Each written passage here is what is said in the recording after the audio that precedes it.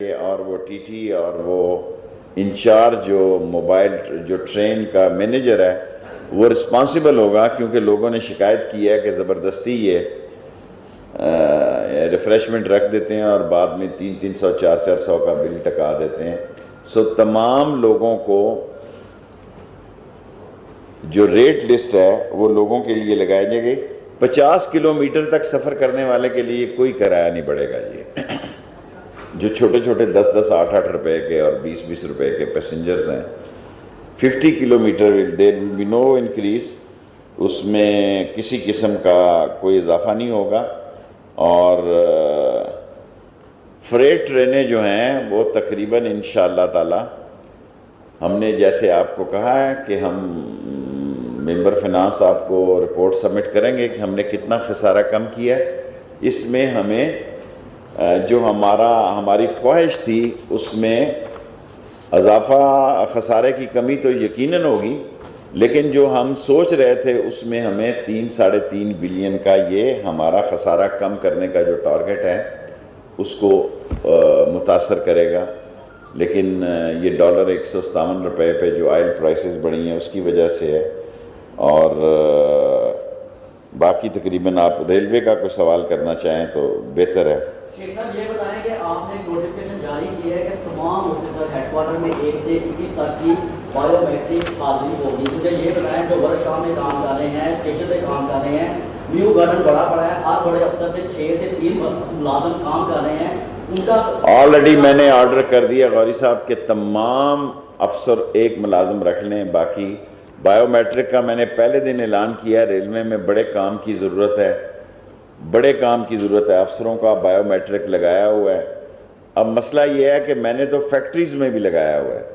میں چاہتا تھا بجٹ میں مجھے 1% خاص طور پر ریلوے کو بڑی مشکل سے TLA کی منظوری ہوئی ہے اور نئی جابز کی میں نے IT کو بہت پہلے کہا تھا، ٹھیکہ بھی ہوا ہوا ہے، پیسے بھی ہیں، لیکن ہمارے کام کرنے کی رفتار وہ نہیں ہے جو ہونی چاہیے۔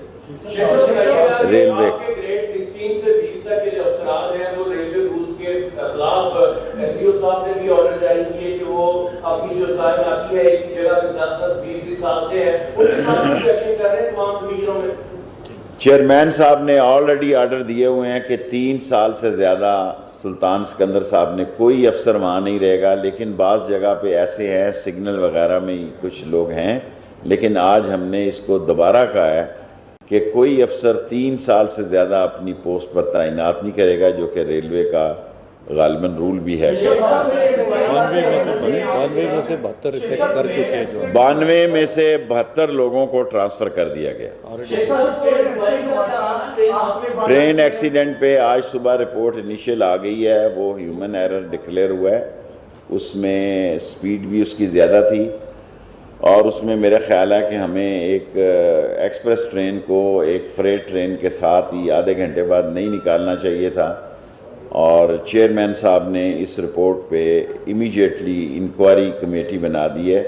اگلے 15 دن میں آپ کو اس کی سزا اور جزا کا فیصلہ سنا دیا جائے۔ شیخ صاحب یہ جو اپنا حادثہ بڑھ رہے ہیں یہ سیاسی تحریک ہے یا اسلامک بےحسی ہے یا لاپرواہی ہے؟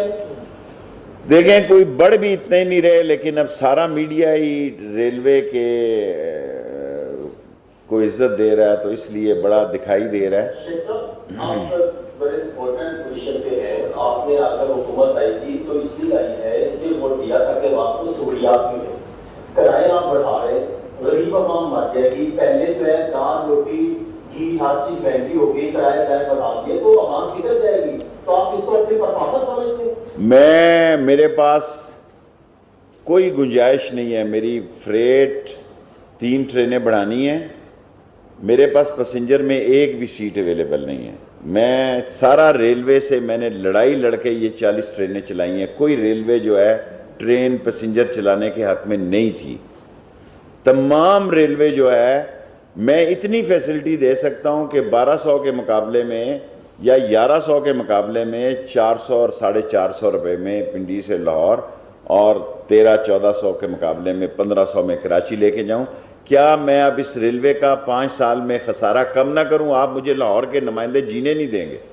اگر مجھے جو 3 ارب روپے کا ان دنوں میں برڈن بڑھا ہے اگر میں آنے والے وقتوں کے لیے اس کو کم نہیں کروں گا تو یہ خسارہ جو میں نے کم کرنے کا عہد کیا ہے یہ بڑھ جائے گا.